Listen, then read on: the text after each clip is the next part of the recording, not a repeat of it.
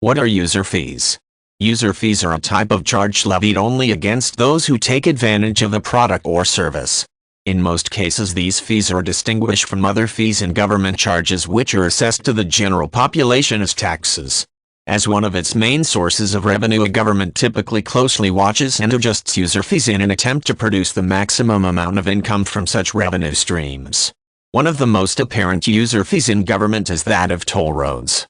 While these roads may have originally been built in part or full with the use of tax money, often the maintenance and expansion of the system is paid for using tolls.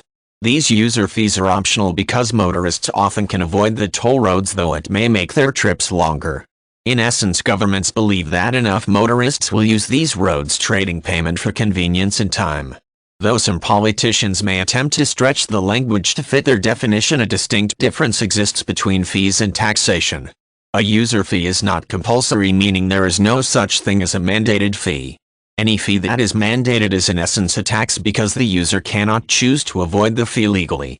User fees are most often used specifically to preserve or enhance the product or service being paid for. In the case of camping, for example, the user fee is used as a way to provide a natural resources or conservation agency with a way of maintaining the land for natural recreational use. The same is true of fees for public swimming pools, which generally go toward the maintenance of the pool and possibly its eventual replacement. In the case where the user fees do not adequately provide for the funding of the service or product, the government has several options. It can use tax revenue to supplement fee revenue for such services, which often comes from a general fund. It may also decide to raise those fees. Another option the government has is to simply suspend the service. The option chosen is often based on political goals and fallout. On the other hand, user fees may also more than adequately pay for the service, leading to a surplus in the fund set aside for that fee. Governments may also have several options in such cases.